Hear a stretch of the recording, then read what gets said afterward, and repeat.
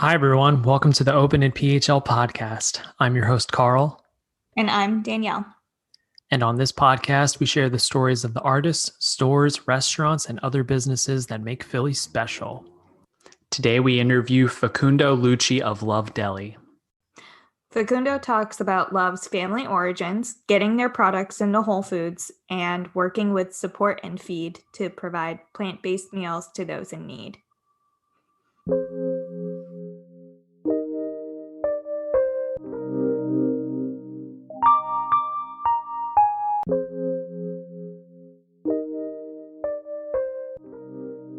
Welcome, Facundo, to Open in PHL. We'll start at the start. Are you from Philly? I'm from the greater Philly area, as they like to say. I've been living around this area for my whole life. I was born in Allentown, actually, but I'm from Philly, basically. But my parents are immigrants. They're from Argentina, and they immigrated here in the 80s. Yeah. Is it true Allentown has a theme song? I was born there, and I think I knew instinctively to leave immediately. So I was just born there, and then I left immediately. So we moved back to Bucks County like almost immediately. So I don't know. I'm sure they do, and I'm sure I don't want to know it. Darn, I was hoping we were going to get serenaded for the first time on the podcast. Sorry. It's all good. We should say that it's not just you who started Luhv, it's actually your parents as well. So it's a whole family affair. So how did Luhv start? I read a little bit about your mom, and she had a health issue, and your dad started cooking for her. Wow, I'm so happy you started with that, because that's really the beginning of it all. And that moment happened well before Luhv ever existed, but it was the start of the journey. Really started with my dad going vegan, and him going vegan started with my mom getting sick, and he really didn't know what to do besides do what he does best, and that's cook. So my mom says that he loved her back to health, and it started with his energy soup. He made a soup that has like kale, quinoa, chickpeas, white beans, lentils, carrots, 2 kinds of seaweed, and sweet potato base. And it's all like all the like nutrients you need for your body. And this is before he was vegan. He didn't realize that he was making a vegan dish. And it kind of took off, and he got some customers that were like asking about this and that. And little by little, he tried it out, and he went vegan, and then it changed his life. And then my mom went vegan too, and then they were just living the great vegan life. So after a while, that moment, that the turmoil of my family when my mom was sick was emotional and physical. There was a lot of issues going around, typical family stuff. And this was after a major bankruptcy that my parents had to go through. And we were all in a bad place, really. So after veganism took over my parents' life, everybody benefited from it. My family entirely, all my siblings and their relationships and my relationships. So we all started communicating more and loving each other more and just talking a lot and about our feelings and where we want to go. And it led to a point where my mom had the idea of starting a company based on my dad's food. And it wasn't just like I want to make money. It was like customers were coming to my dad saying, "Hey, I want these black bean burgers that you've been making. They're so good." And they didn't care. They didn't want to just buy from him on a dish. They wanted to take it home so they could cook it home, because vegans don't normally have these great tasting products. And this was 5 years ago. Every year, every month, there's a new restaurant now opening. It's crazy. But 5 years ago, it was a little bit different for veganism.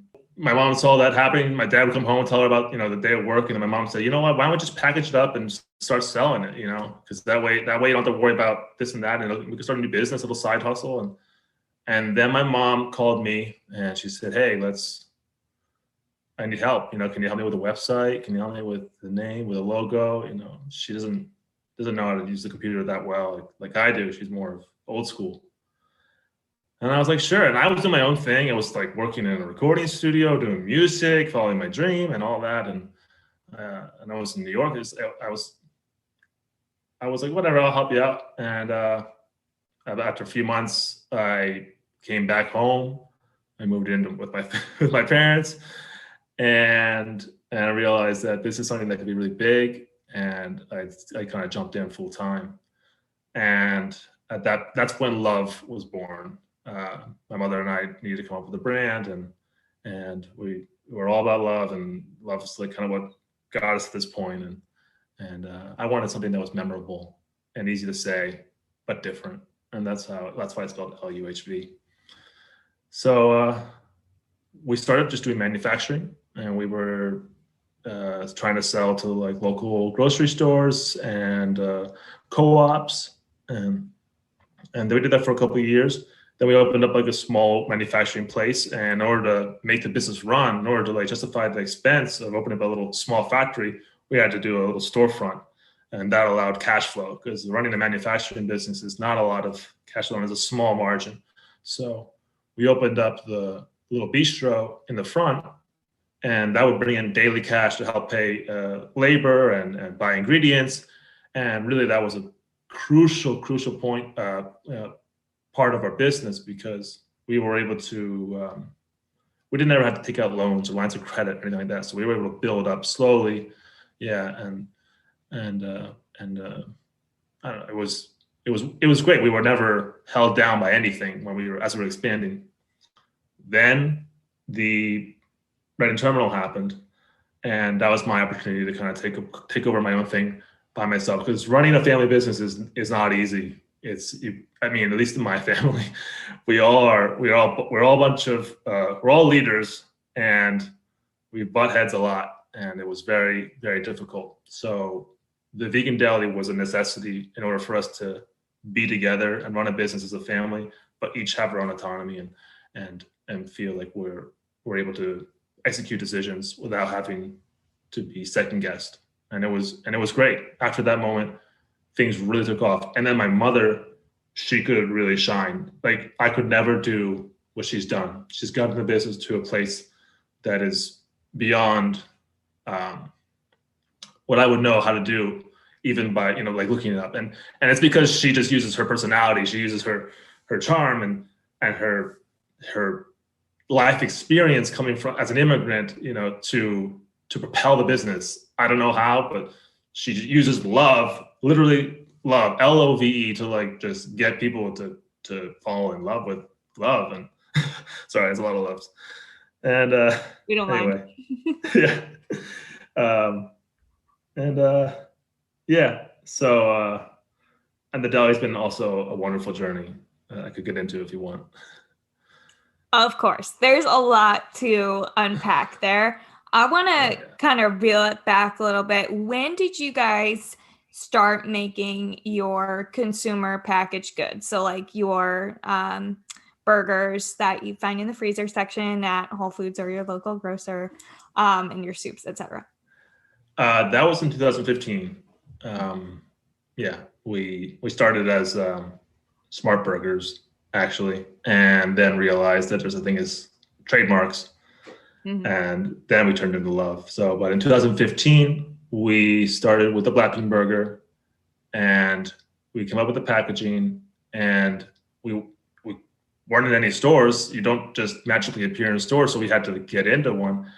And what we did was we got into a local farmers market, and we just basically, usually people go to farmers market to sell their products or feed people, and we went there to sort of demo. So we were not concerned about making money.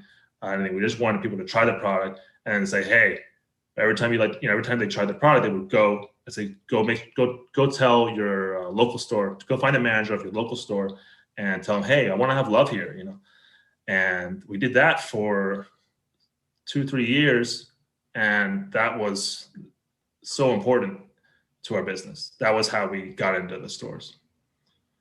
So that was out in Hatboro? Yeah, it was in the suburbs. Like actually, it was Wrightstown, which is another 15 minutes from there. Mm-hmm. Yeah. You guys got into Whole Foods not too long after that. Yeah, that's a good story for that too, actually. Honestly, the farmers market really is the foundation for our business, and it's why we got into Moms, why we got into Whole Foods. It's why we got into Reading Terminal. And what I learned from the farmers market was that this is all about connecting with people. And when you're at the farmers market, you are talking to your customers. You have to tell them about your products, and you have to connect with them so they understand. That really laid a foundation for our business to understand that it's just not about just putting out a product out there that has X, Y, and Z. It's about knowing what the people want and listening to them and being able to create with them. So together we were able to do that. That sort of attitude, along with the sense of cooperativeness that the market, like working outside with a bunch of other vendors gives, brought us to the next step. And that was like, we had to do festivals. That led us to the next step. We did the Philly Farm and Food Fest. And there, Whole Foods was demonstrated. They were like a sponsor. So they were there doing their little thing. And they were, not a little thing. It was a big thing. They were demoing all their stuff. And we did the same thing. We set ourselves up just like we do at the farmers market. We put all our charades up, all our decorations, and then we went to town, and we know how to connect to people. We know how to talk to them. We know how to bring them in, and something we've learned at the farmers market. And so we had a line of people for 5 hours the whole day, and then we're just pushing these Blackberry burgers, pushing.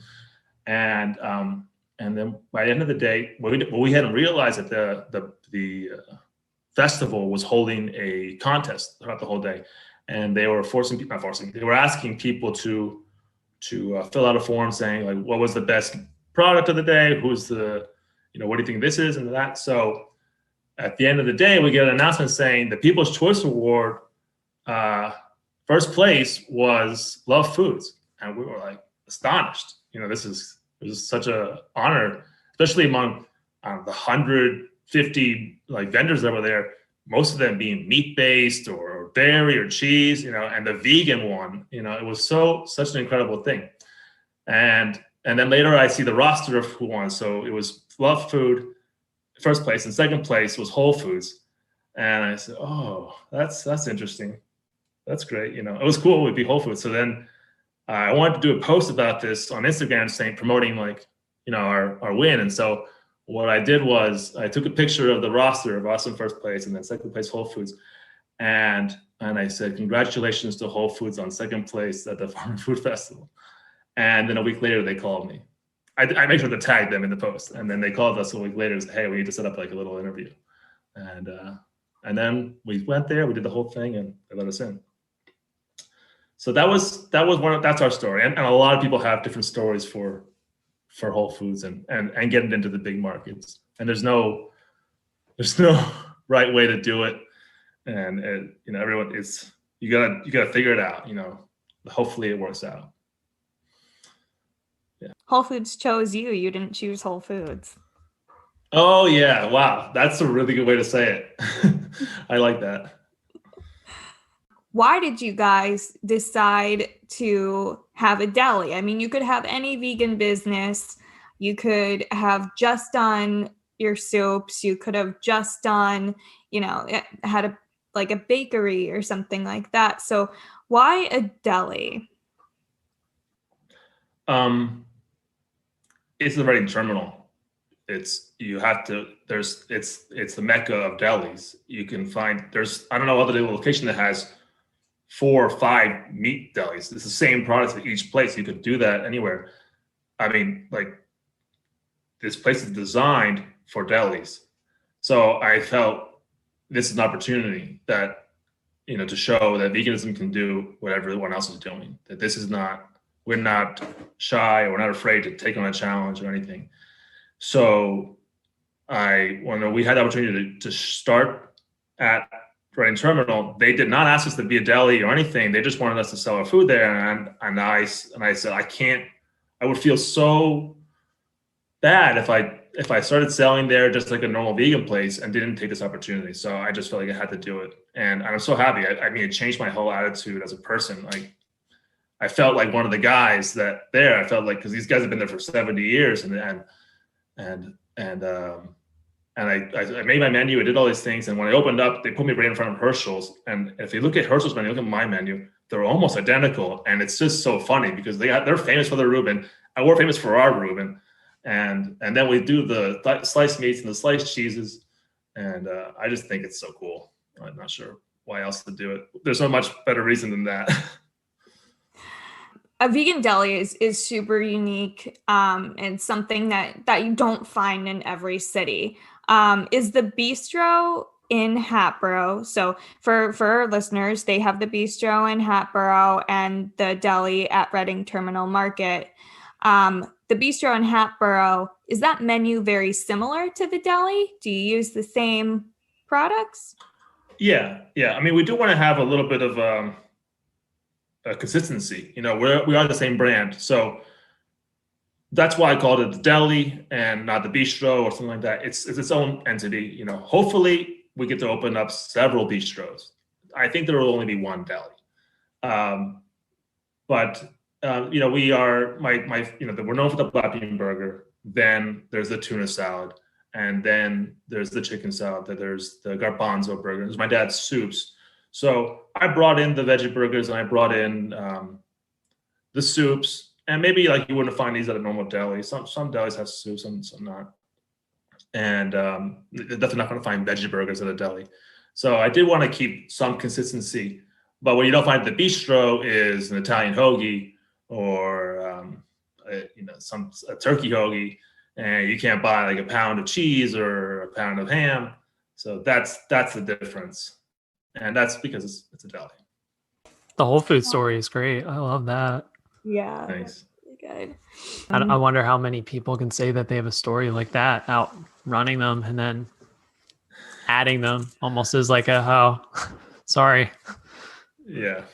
You know, they gave us an opportunity, to come in. You know, it's not like you're just there. So they told us, hey, there's this tryout happening and for local businesses. And we said, okay. So you should be there. So they're like, you got to come to this thing. So they had to make it formal in some way. So we would go to this tryout, and there's like, I don't know, it's like a whole day worth. So all these other businesses are there, and you see everything from like a pet, food to some like cosmetic stuff, everything. Mm-hmm. And we're there with our veggie burgers. And people come in with a little sample, a little folder, and they do the thing. And then, of course, we got to be different. We're like, oh, this is Whole Foods. Okay, we got to go out. So we're the only people coming in with like a giant cooler, a grill, and a hot plate, and the whole cutting board. And they're like, it's a 5-minute thing. And I said, okay. My mom's like, can we make burgers in 5 minutes? I said, yes, we can. Yeah. So we're like, they told us our time. We get to the table, set everything up, start slicing, and then while my mom's schmoozing them, while my mom's tantalizing them, I don't know what the word is, mesmerizing them with her personality, I'm making the food, and as soon as she gets a pause, I get to give them the food, and they try it. And then what happens is, so the person that's interviewing us, that's doing this, it's like, wow, this is good. Like, yeah, we know. He's like, no. Sorry, I had to call John over here. So he's like, John's the buyer for the region. I said, oh, okay. So then they bring John over here, and then John's like, oh, okay. And I gotta call Stephanie because Stephanie's in charge of the special foods for the frozen foods. So then we have the 3 people from Whole Foods, senior staff at our table. We've been there and they start asking this question. So like, can you do this exclusive? And we're like, well, I don't know. I don't know if we want to do that right now. Like exclusive we're a new business. And in the back of our minds, we're like, yes, And so it was there. We were there for like 15 minutes. It was supposed to only be 5. And at the end of that meeting, they were like, yeah, we'll be in touch. And we're like, great. And is this at the Austin headquarters? Or a different? No, they were holding like a traveling tryout thing. And it happened to be, I think it was in Plymouth Meeting. Yeah. Oh. Yeah. I kind of got a Shark Tank vibe there. Yeah. I mean, with mom schmoozing and you making burgers. I like that idea. Oh yeah. It was a pitch. For sure. Yeah, for sure. Yeah. And they have their own little Whole Foods theme music when people enter, when people leave. I wonder what the Whole Foods theme music is. That's another theme song that we have to look up. It might be different now that's owned by Amazon, but Yeah, you have to yeah. go through your Alexa to play it. yeah, you have to ask her. She's a gatekeeper. Mhm. So you guys are currently in Whole Foods in the Mid-Atlantic region, like Northeast? Yes. Yeah. Mid-Atlantic. Yeah. Nice. Yeah. It's quite crazy actually. The Mid-Atlantic region is pretty big for a small company, and we said, okay, yeah, go. We're ready to go regional. We can handle the capacity, and it was just so wild. Our farthest we've been selling has been Virginia, and it's pretty far. We're selling like 5 states. But the other day, I got a review. I got a post for someone who was in Ohio, and I'm like, who bought our burgers in Ohio, and I'm like, in Ohio, I can't believe it. Like, nobody in Ohio knows what Luhv is, but apparently our burgers are on the shelf and people are buying them, and I'm like, it was just so cool. That's super rad when like some place that you never go to or never been to, but your product is there. It's almost like you're like pseudo there. Yeah. Can people order you guys online, like your actual products? Not really. That's the newest endeavor.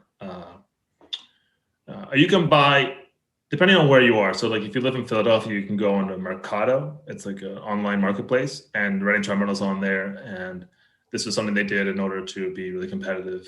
And it took off during the pandemic.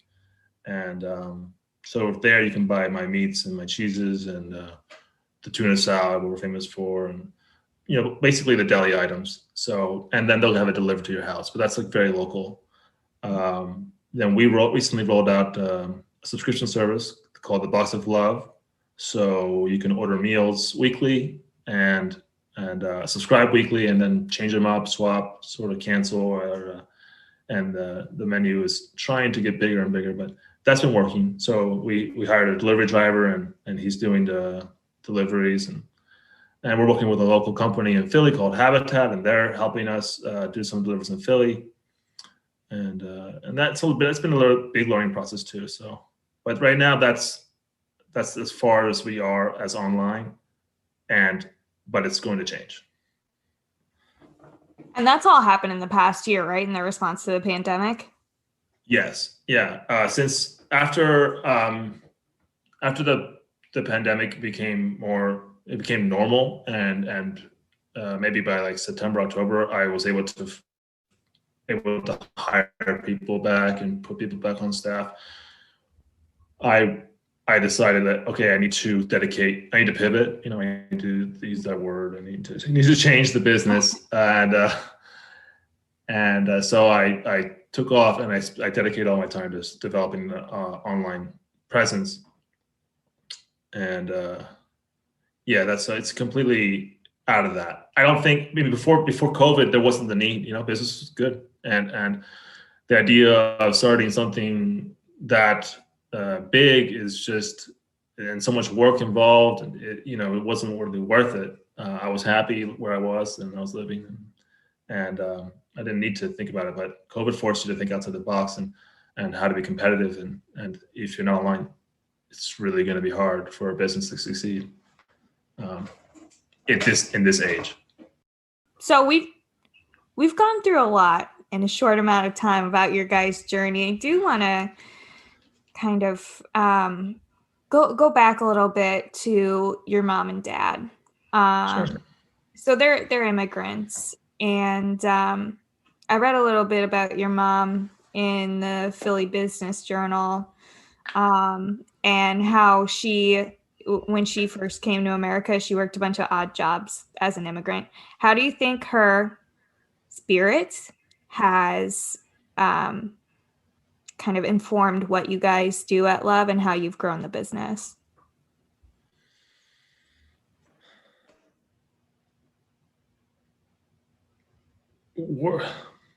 It's hard to answer that question, because I'm her son, and I think most of the employees are very impacted by her personality and her spirit. And as a son, though, it's more about being proud of your mom, which is something that I've never really thought about. I don't know if many people think about being proud of their parents, but that was for me like a really motivating force to be part of this business.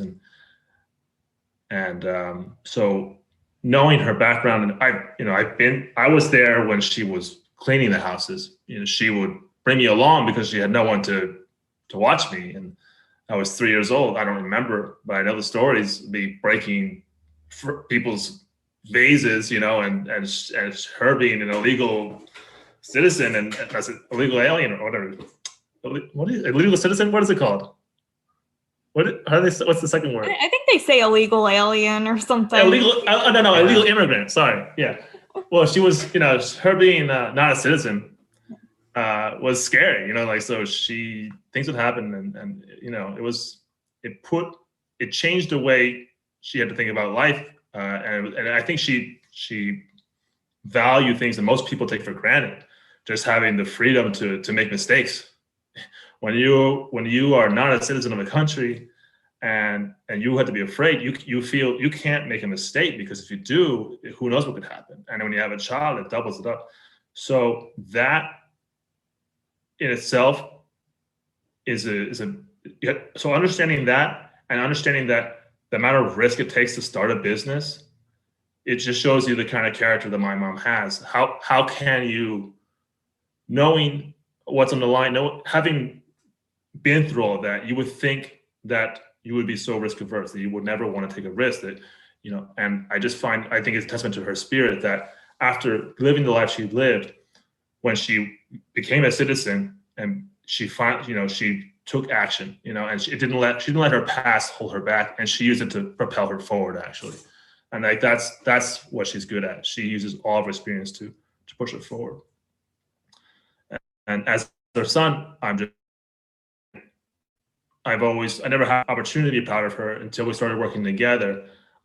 When we first started, I kind of was controlling everything. I couldn't help it. As a millennial, I wanted everything to be perfect. And my mom, she was just trying to be, I think she was just trying to have a good time with her son. And so she really didn't say anything. And I realized that the biggest problem the business had was me trying to control everything. And when I let go and let my mom do what she wanted to do in the first place, it took off, and it really did well. And she blossomed, and she won the Philadelphia Business Journal. She won Business of the Year for the Philadelphia Hispanic Society. She won American Express Latitude. I mean, it's been a crazy couple of years since she's been been the person, and I've sort of let her have the spotlight, and she just does so well. So yeah, I'm just proud of her. That's such a great answer, and yeah, she's killing it. So could you just explain like each of your roles in the business now between you and your parents? My father will always be the creator. He comes up with the recipes, and he works very, very hard.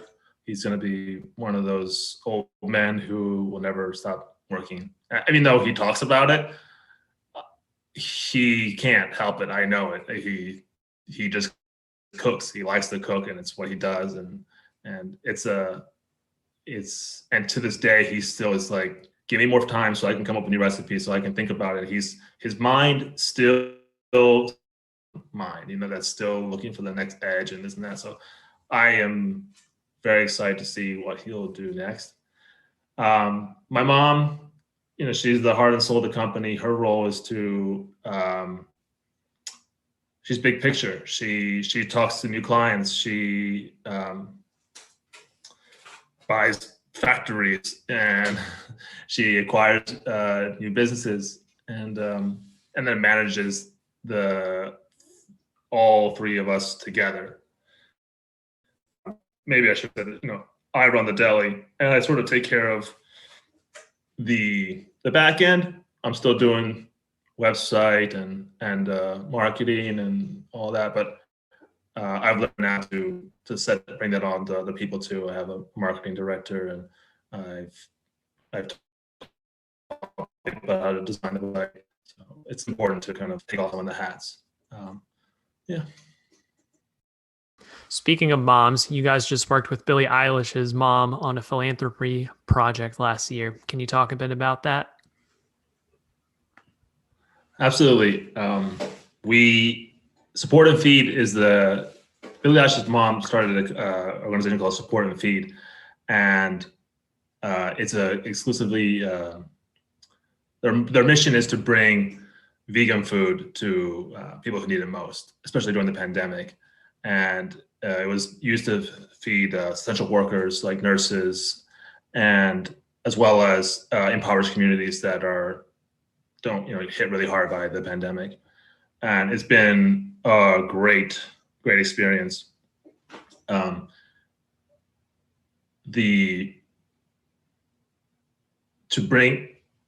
This is an opportunity that doesn't happen normally, and it's pretty much the whole mission of Luhv.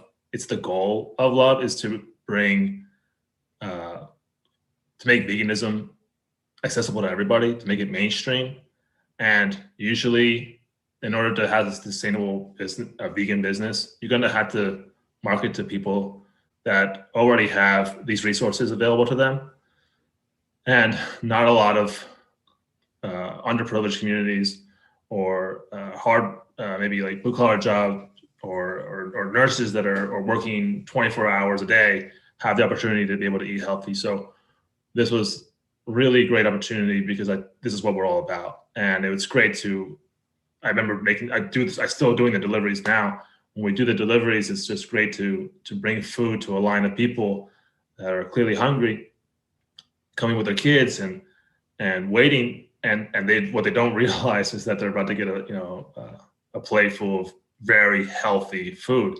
And sometimes I really don't make a mention or point that it's vegan, but I know that a few of them will figure it out and realize, oh, that was really good. That was vegan. That was really good. And so I feel like not only are we feeding communities and essential workers where we're spreading veganism and we're giving them an insight into a part of culture and about a part of food that maybe they wouldn't have access to before. So Support and Feed really is a wonderful organization, and also has helped us survive through the pandemic because it helps pay for the food. They pay for the food, and then we can make the food. Without that, we wouldn't have made it through the first few months. So I'm very grateful to be part of this movement. That's awesome when you can give vegan food to people and they don't even know that it's vegan or question it. And they're just like pleasantly surprised because for whatever reason, there's that misconception out there that vegan food is gross or just tastes like wheatgrass all the time. Yeah, I know. So you guys obviously have employees. What do you look for in an employee in your teams? What kind of culture do you try to create? At the deli, it's a small place. If you're going to work and you have another staff member there, you're going to be working with them within 5 feet, within 6 feet of them all day. And that means you need to have a special kind of personality, someone that can get along with others, and that's very important. So when I'm hiring the deli, I'm looking for someone that is able to is relaxed and is able to easily get along and communicate well. When you're working side by side with someone, it's important that you can talk to each other and not get each other's nerves and be able to effectively make a sandwich, without stepping on each other's toes, literally without stepping on each other's toes. So that's like my basic criteria. And there's no way to ask about that. You just kind of talk, and when I interview people, the first thing I do is I ask them to tell me about yourself. And I usually interrupt them. They'll tell me, oh, well, I'm 25 years old and I went to school for art. And then I'll be like, oh, what kind of art do you do? And then just to see how they respond to that question. oh my God, yeah, I love painting. And I'm like, okay, here we go. So they can, that's something that's important to me. Can you have a conversation and can you get along with people? The rest of the job is trainable. My best employee, my manager now, didn't know anything about veganism, never worked in the kitchen like this before. And she's amazing. She's my right hand. And it's just because, but when we interviewed, I felt like she has character. She's got soul, and I can trust her, and it paid off. It's been a lot of effort on both of her parts, and it's funny. She says that I've changed a lot, and I've had a lot of big impact on her, and she has had the biggest impact on me, and she doesn't really realize that, and to keep an employee for 2 years from day one, because it's hard. A lot of changes happen, and in the business, and there's a lot of mistakes that are made, and I made a lot of mistakes running the business, and I thought I was a great boss, and I wasn't, and Jazz is my manager. She's able to have the patience to let me grow too. She didn't leave when I wasn't at my best. She waited and let me grow, and I've let her grow. We both had our moments. So it's hard to find people like that, and when you do, you should keep them. So hiring, the culture that we have is about positivity and being open and communication. I don't want to get into your personal life too much, but I do want to know how you're feeling. I don't need to know why, but I do want to know why. I want to know how you're feeling, and that's important. And sometimes, people, they broke up with their girlfriend and they don't want to come into work, and that's okay. I think it's a good reason not to want to come into work. And you can tell me that at the Vegan Deli. You can tell me, I'm just emotionally not doing well right now. And okay, that's fine. That's okay. And do what we need to do, and I'll see you tomorrow. Where as opposed to other places, I feel like as long as you're not dying, you should be at work. And I just feel like that's an impossible standard to keep, and it's unfair. And I think that comes from people that just haven't worked, when it's like top down mentality. And I remember being an intern and doing the whole working my way up, and I hated that. I hated being treated like I'm nobody, and I just thought that was so unfair. And then most of my bosses used fear to make you do things, and I just don't want to do that. I don't want to yell at people. It just makes me angry at myself. So I just I try to be very mindful and conscious, and it really pays off. I don't have any stressful days, and people make mistakes. And I let them make the mistakes, and then I ask them what could they do to avoid making these mistakes, and then they feel like and they tell me what they need, and I give it to them, and then they don't make the mistakes again, and everyone's happy. So I don't know, it's a lot of things. Yeah, I love this approach. I love the idea of voicing and just checking in with everybody under your team. I teach, so I do my best to touch base regularly. If it's not for, at this point we do Zoom pretty much every day. So it might just be a quick Zoom poll of how are we feeling today collectively.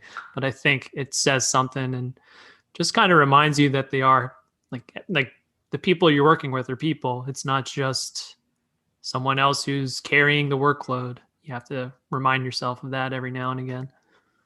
Yeah. And what it has done is they feel happy to come to work. How many people go to their jobs and they're just unhappy to be there? I feel like a lot of people do that, and I don't want that. I don't want anyone to go home and say I hate my job. I would hate that. They could hate me, but I want them to come into work and just be like, oh, thank God I'm at the deli. And I never ask that from them. They come out and tell me, they're like, I love it here. I love it here. I'm like, well, great. I'm glad to hear that. Like this is like a 5x5 box, and it's hot and steamy and the cement floor is very hard, but they love it. And I said, okay, well, I'm glad. And that's really, I couldn't ask for anything more than that. Yeah, it sounds like the good vibes are contagious over there in that little box. Yeah. All right. Let me ask, what has been the biggest struggle for Luhv in the past 5 years, pandemic aside? Oh, pandemic aside. Okay. For Luhv.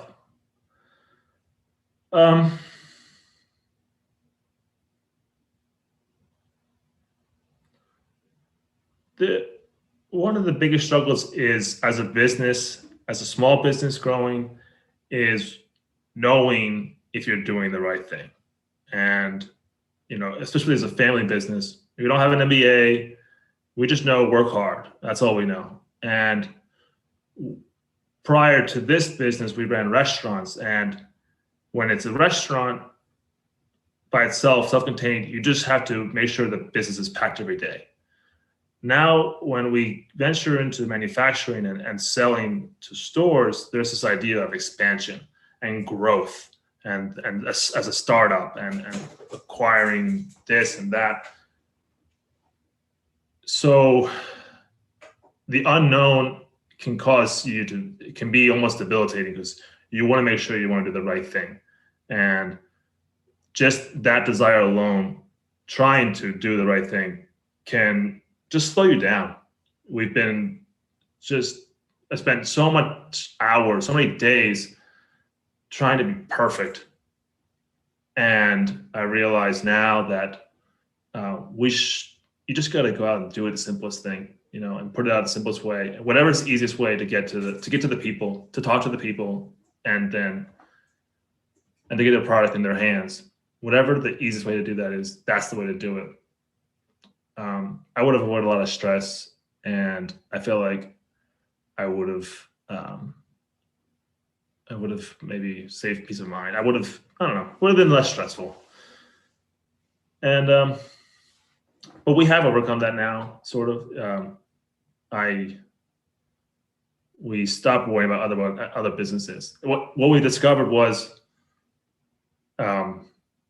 looking at everyone else, at all your other competition around, is really toxic. So you start saying, "Oh my God, what do we do? How do we do this? How do we get to this point? Look, they're in that store, and they're in that store, and they're selling over there, and they sell for this price." And what we realized was, after a certain amount of time, for 5 years, you see some of these businesses that were doing great just disappear, and you learn that they had a personal problem with their partner, or they took out a huge loan and they couldn't pay it off. And there's a million reasons why a business would fail. And maybe the product wasn't good, or they were lying about something. And I realized we realized, Luhv, that we just have to focus on ourselves. And the more we do that, the better the product's going to be. Because instead of spending an ounce of time thinking about something else, about another business, we spend that time on ourselves. So we reduce stress because we don't compare ourselves, and then we spend more efficient time on our business. So that was the biggest hurdle we had to overcome. And it's, as you grow, it creeps back in there. There's more, there's other businesses to compare to. There's other benchmarks to acquire, and you have to remember that there's no recipe for success or anything, and success is defined by you and not by someone else, not by how much money you make or how many sales you make. Success is your own definition, and we got to remember, we're here to bring veganism to the world. That's what we're here to do. We don't really care about making a ton of money, and we don't make a ton of money. So, but I still think we're very successful, and I think this is doing great. I can identify with that. I have to actively keep myself from rubbernecking and looking around at people who seem to be at the same stage I am, but maybe a little bit higher. And at the same time, you never know what's going on behind the scenes of someone's Instagram or someone's, like package on the shelf or their shiny website. You don't know the financials. And it can be kind of hard as someone who is self-funded like you guys are and who operates out of passion. You see like people who might have venture capital, but you don't really know the terms of that, and you don't know who's the real decision maker in those businesses. So it is truly best to stay in your lane and just kind of do you to the best of your well said. Yeah, that's well said. So we can wrap this up. I don't want to keep you for too long, like longer than the 75 minutes. We'll kind of we'll wrap it up now. So Facundo, knowing what you know now, what advice would you give to your former self and your family when you guys first started Luhv? As I alluded to before, perfection is not the goal, and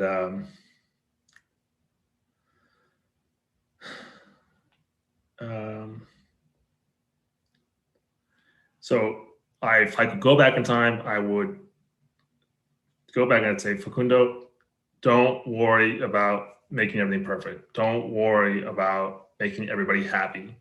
Don't worry about making sure the font is the right font on every website, business card, make sure it's the right color, and making sure this and that, and staying up till 4:00 in the morning just to tweak one thing nobody cares about. And that's maybe a personality problem. And I think I've done a lot better with that. And I learned to let go. And it just, yes, there's posts on my Instagram that I can't stand. But it's funny, some of my best posts on Luhv's Instagram are posts that I did not make, and that someone else did, and it's because of the spontaneous nature of it that it got so much attention, and it was so genuine that people reacted to it. And it's funny, so you let go, and maybe some things are going to fall down, like because you're this, we all we're basically running a circus here. We have the plate, we have the plates on the sticks, and we're spinning the plates. We're all juggling these plates here. And so as you let go of one of the sticks, the plate's going to fall. When you let things go, you give opportunity for things to grow, and for things to pop up. It's allows you to leave room for something to happen. And when I least expected it, some of the best decisions I made were letting go, because I let other people take hold of responsibility, and their work was amazing. And I didn't think it was going to be. I didn't know it was going to be. I thought you had to do a certain way. And it turns out that I don't have all the answers, shocker. So that's probably the biggest advice I could give myself. And then just to help along, I would tell myself, it's going to take longer than you think. Whatever time limit you think you set, if you said it's going to take a year, just add another 5. Just add 5 to whatever you were thinking, and then you have a realistic expectation of where you'll be, And if you got there sooner, I would do a little double check, figure out why, if you got there in 1 year, figure out how, why, because it may be that something else is missing, and it's gonna drop. The floor's gonna drop on you. We did it slow, and I feel like only being 5 years later to be where we are is actually pretty fast, the growth. But it was considered slow the way we were doing things. That's it. I think that there's like a saying, there's no such thing as an overnight success. Like they're all several years in the making. And then it just seems like one day there's that kind of tipping point where things pop off for a business and everybody's like, oh, like they just did it, overnight. Yeah. I agree. I mean, one of the people I always to keep in my head is because my mom wants to start like a million bistros. She wants to have like a bistro, nationwide. And I think about Chipotle because everybody wants to be the next Chipotle. That's, if you're in my line of work. And if you look at his story, it was 14 years before he became Chipotle. 14. I was like, wow. And nobody thinks about that. They think, oh, we're gonna start a business, and we have one. I have one running for a couple of years. I started another one. Okay, and then in a few more years, I'll have the whole country. And it just does. It's not like that. It's not like that. I think it kind of like speaks to the cyclical nature of like our media and the instant gratification, and everything is super fast and super brief. And I think we just need to slow down in the news cycle and slow down in our expectations of ourselves and other people. Good things take time. Yeah, absolutely. Where do you hope to be in 1 year and in 5 years with Luhv? Okay, so in 1 year, talking about setting expectations, maybe I should follow my own advice, but I hope to be able to ship to every state in the United States. I want to be able to ship to all 50 states. That's my goal in 1 year. And in 5 years, I hope that I can support my mom in her goal of spreading veganism, and that it actually has nothing to do with the business. I hope that there's enough monetary success and brand awareness that my mom can start a nonprofit. I would like for her to be able to start, love.org, and I think that would be the real pinnacle of what we could do as a company. And I want to be able to feed people based on, from what I learned from Support and Feed, and I think that there's a lot of people that need access to this food that don't, and Luhv could be be a big part of that. And so hopefully in 5 years we're able to do that in a way that is not about making money. It's just about spreading healthy food and love to people that need it most. I love that. And no pun intended. I really like that idea of a non-prof for you guys. And I think that would be so it would just be so natural for you. And your family is like kind of that progression. Facundo, I think you're going to love these rapid fire questions. Feel free to give as much detail as you'd like, or just give a one-word answer and we'll move on through it. Does that sound good? Okay, I'm going to try my best to give one-word answers. I will try my best. Yeah, we haven't had anybody do it, but we would love to see it happen. Favorite thing on the Luhv menu? Italian hyphen hoagie. Italian hoagie. Favorite spot in the city for a mental escape?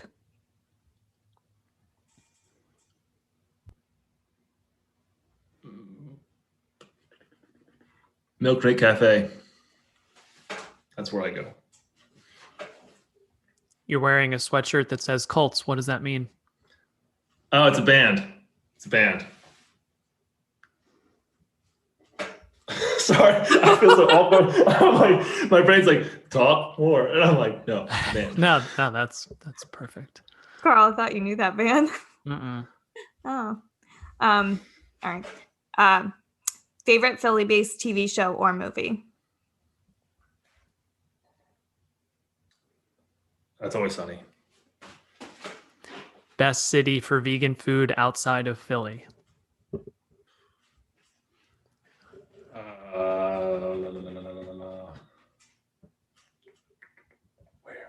I know there's a good place.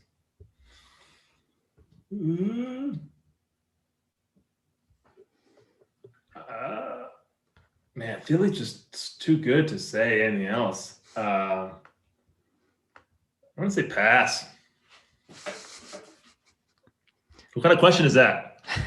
Line drawn. All right. Seitan or tempeh? Seitan.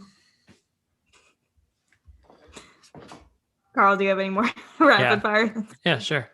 Read the book or watch the movie on the book? Watch the movie. Listen to the book, maybe. Yeah, let's get Audible as a sponsor on here. I feel like they sponsor a lot of shit. All right, cool. I mean, that's pretty much it for the rapid fire questions. Do you have any? I really like the vegan rapid fire questions. that was good. Awesome. Do you have anything else that like we didn't cover that you guys want to mention or promote? The Reading Terminal Market is a pillar of the community of Philadelphia, and I'm honored to be there. And the market was on the brink of financial collapse this year due to COVID, and the city literally stepped in and saved it. There's a GoFundMe that raised, I think, like $500,000 amongst other hundreds of $1,000s funds that were created just to support the terminal. So I'm just so grateful to be part of that, to have a business there, and to know that the whole city has my back. So I just want to say thank you to the city of Philly.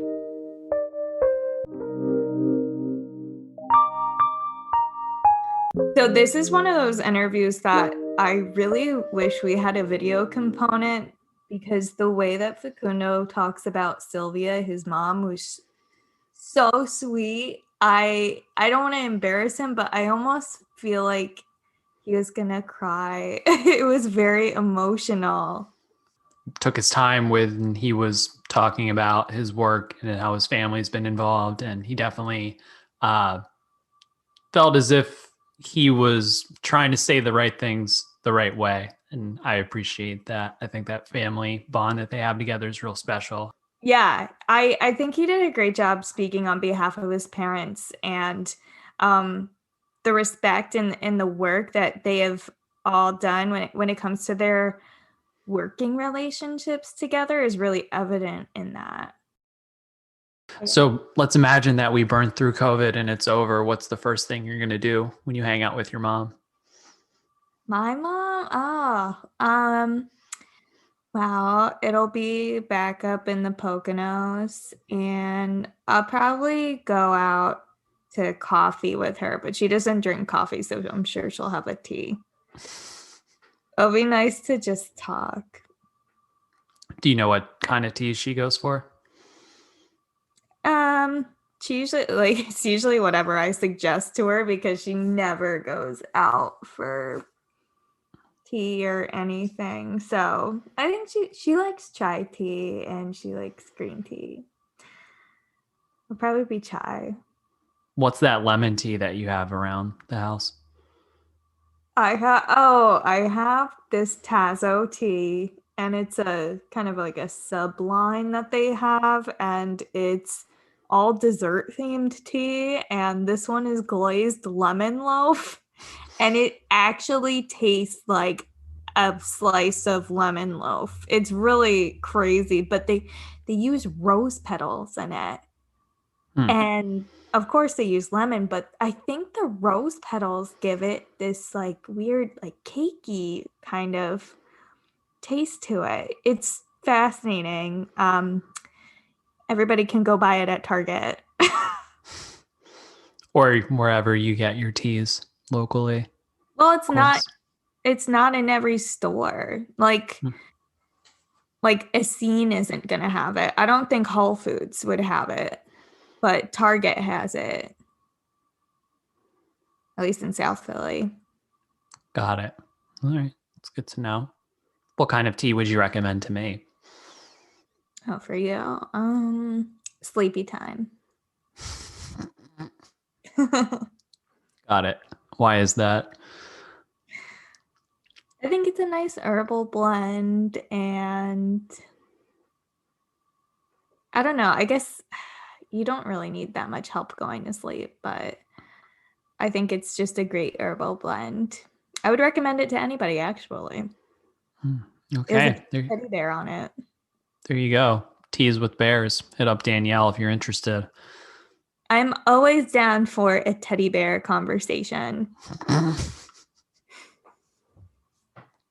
It's my favorite animal. Just kidding. Dogs are my favorite. To support the podcast, please leave us a 5-star review on Apple Podcasts. Connect with us on Instagram at openinphlpod. It's all one word. Or shoot us an email at openinphlpod@gmail.com. All right, I'm going to do the dishes. All right, great. I'm going to go sleep for 9 hours. All right, enjoy that. Take care, everybody. Well, thanks for listening. Bye. Bye.